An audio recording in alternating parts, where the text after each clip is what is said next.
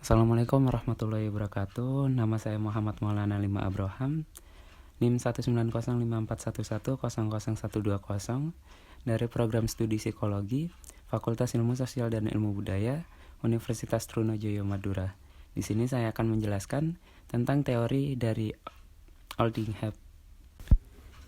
Yang pertama, tentang teori dari Oldingham ini adalah lingkungan terbatas.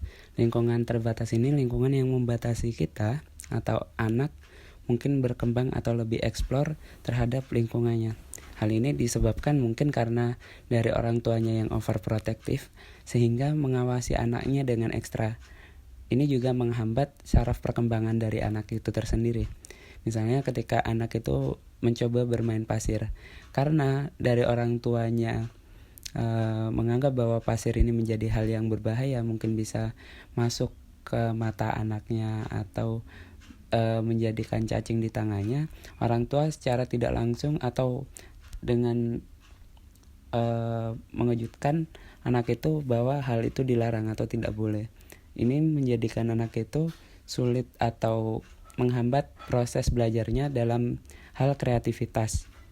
Dan ini juga memungkinkan anak kedepannya akan menjadikan atau menandai bahwa pasir ini menjadi media yang berbahaya untuk dia belajar.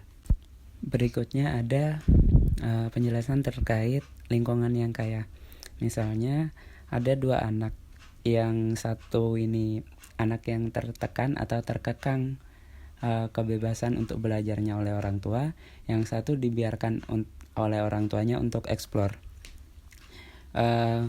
Yang anak kedua ini tadi, anak yang dibebaskan, mungkin mengalami fase-fase belajar atau banyak pembelajaran yang dia dapat dari lingkungannya. Misalnya dia dibebaskan untuk bermain pasir, dia akan bisa membentuk pasir itu menjadi hal-hal yang bagus atau yang baik dibandingkan dengan anak yang sebelumnya yang apa-apa ditekan oleh orang tuanya.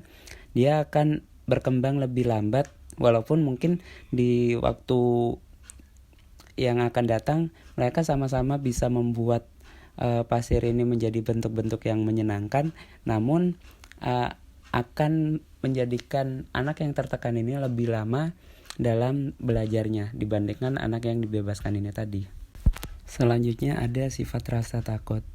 Misalnya ketika anak ini mulai belajar mandiri untuk mengambil makanan sendiri menggunakan piring kaca, ketika pada akhirnya misalnya ada malfunction atau piring itu kemudian terjatuh dan dia mendapatkan amarah dari kedua orang tuanya, mungkin hal ini akan menyebabkan anak di kemudian hari menjadi takut ketika harus mengambil makanannya sendiri, karena tahu ketika piringnya tersebut terjatuh dan pecah, orang tuanya akan memberikan atau marah kepadanya.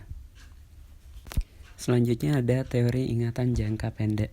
Misalnya ketika kita bekerja, ada rekan kantor kita atau teman kerja kita yang menggunakan baju batik dengan motif atau corak dari Pekalongan. Hal itu hanya bisa kita ingat mungkin di hari itu saja.